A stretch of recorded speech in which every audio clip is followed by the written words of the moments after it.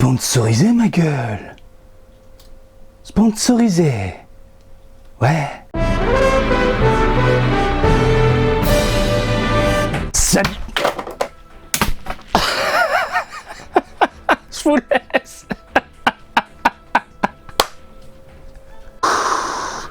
Truc de ouf.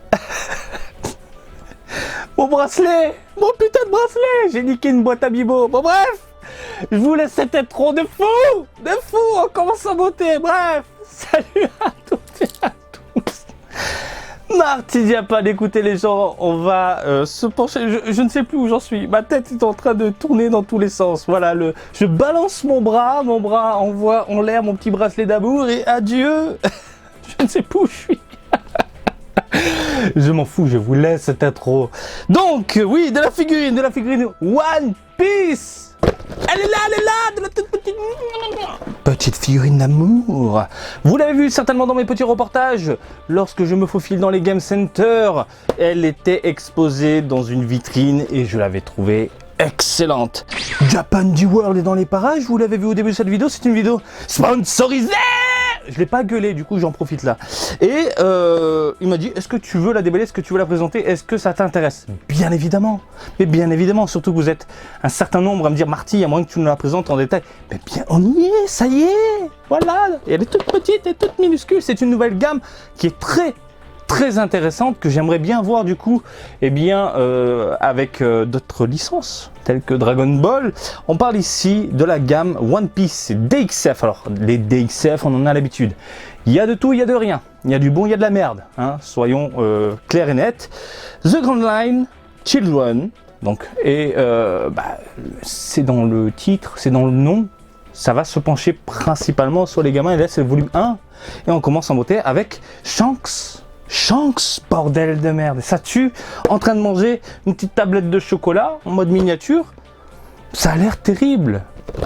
Japan World, du coup, la vend à 19,90 €.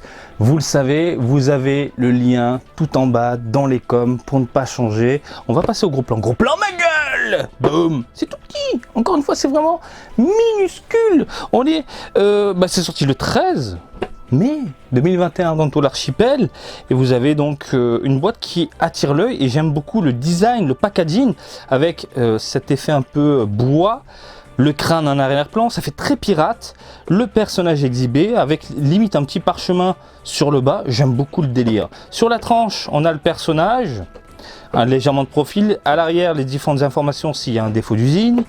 On continue sur ce côté un peu pirate, ce côté bois qui en ressort d'ailleurs, mais c'est dans la continuité, avec les belles petites moustaches qui déchirent. Bref, ça envoie du très lourd.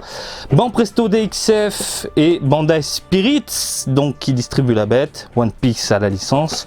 Je n'ai rien d'autre à ajouter, mis à part que je prends mon petit cutter et on découvre ce nouveau jeu du jour.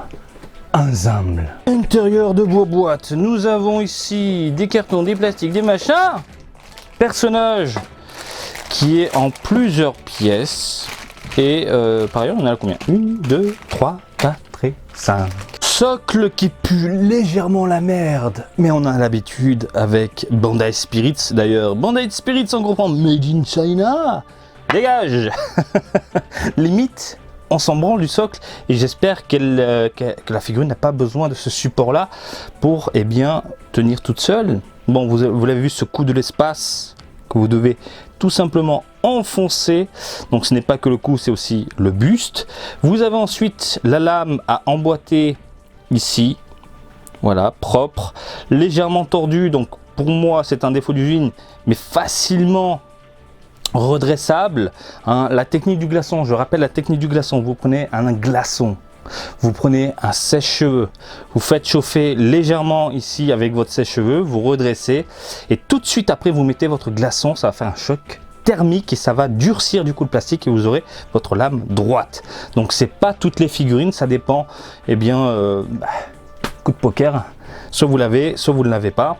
Et on termine avec la petite tablette de chocolat plutôt bien travaillée. On va parler d'ailleurs par ailleurs de ça en premier lieu. Vous avez un petit côté chromé au niveau du papier aluminium.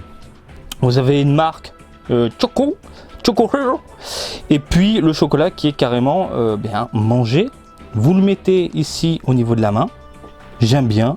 Des pièces à part, moi j'adore les pièces à part, et globalement ça envoie du steak. Je la voyais beaucoup plus petite dans mes souvenirs, je sais pas pourquoi je voyais ça vraiment minuscule, mais au final non, ça claque.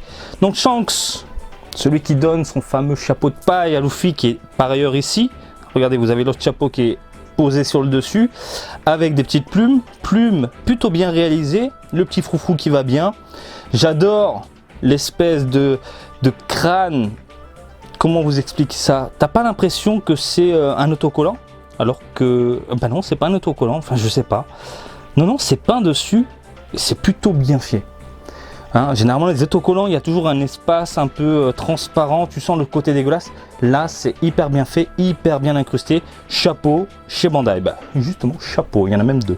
Donc visage plutôt bien modélisé, en train de se la régaler, la grosse joue qui va bien, il a un gros morceau de chocolat dans la bouche, ça claque. Hop là, je vais mettre la lame de côté.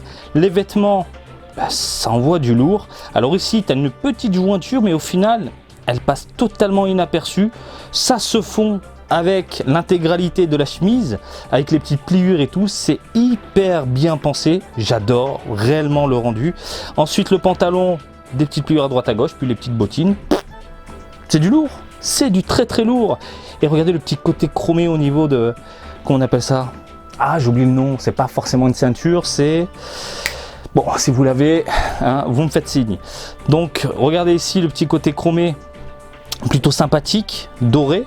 J'aime bien le rendu, et par ailleurs au niveau des textures on a du mat partout, mais alors vraiment partout au niveau des chapeaux, au niveau des plumes, au niveau du froufrou, au niveau du visage, au niveau des cheveux, au niveau des vêtements, ça claque. Au niveau des couleurs, qu'est-ce qu'on a? On a, je sais pas si vous pouvez le voir à la caméra, mais on a un effet très sale au niveau de la chemise ici, un petit côté grisâtre comme s'il traînait dans les rues et que ça allait pas et que c'était sale partout. Regardez ici au niveau des manches, voilà ce côté grisâtre, c'est super bien réalisé. Même sur le côté, des petites nuances à droite à gauche, du lourd. Le pantalon par contre, nous sommes dans un ton hyper simple, hyper neutre, une seule couleur. Même chose au niveau des bottes.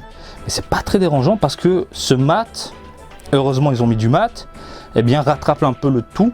Parce qu'on aurait eu un plastique brillant, bah, il y aurait une différence de texture, une différence par rapport à la chemise. Et moi j'aime pas quand il y a trop de différence au niveau du rendu et du coup c'est pas très plaisant à la mirette quand tu l'exposes dans une vitrine. Là tout est en adéquation au niveau des textures, c'est très bien.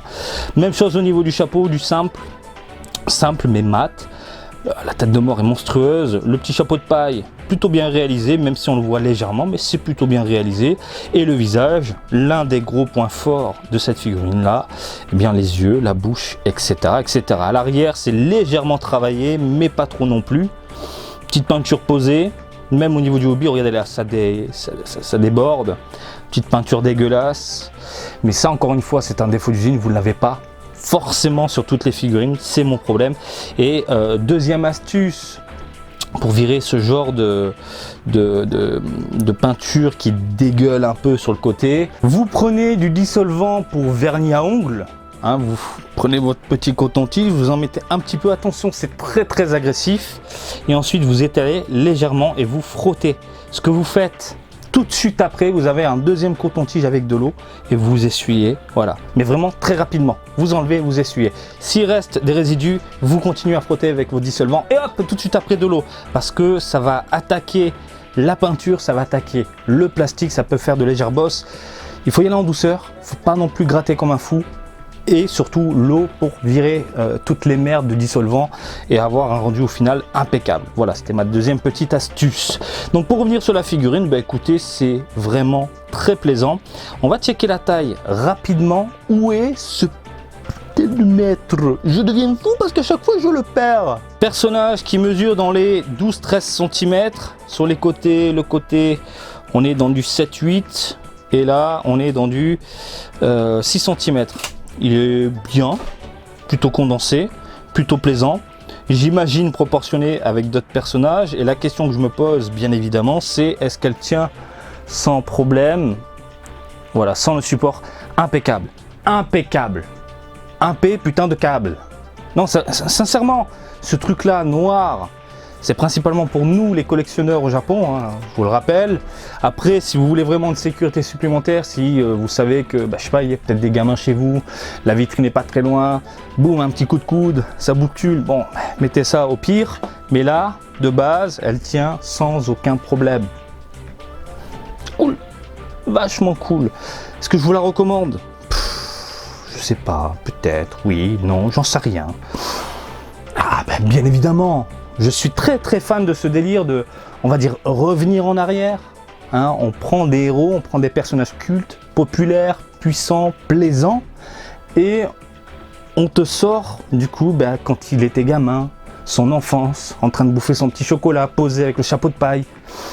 Tu peux te faire des délires à la maison avec Luffy, mais sincèrement, et j'ai hâte de voir les prochains volumes. Je pense que ça a envoyé du très lourd. Oui, ce genre de produit peut finir chez toi, et limite se doit de finir chez toi, principalement si tu es fan de Shanks, tout simplement. Rien d'autre à dire, mis à part.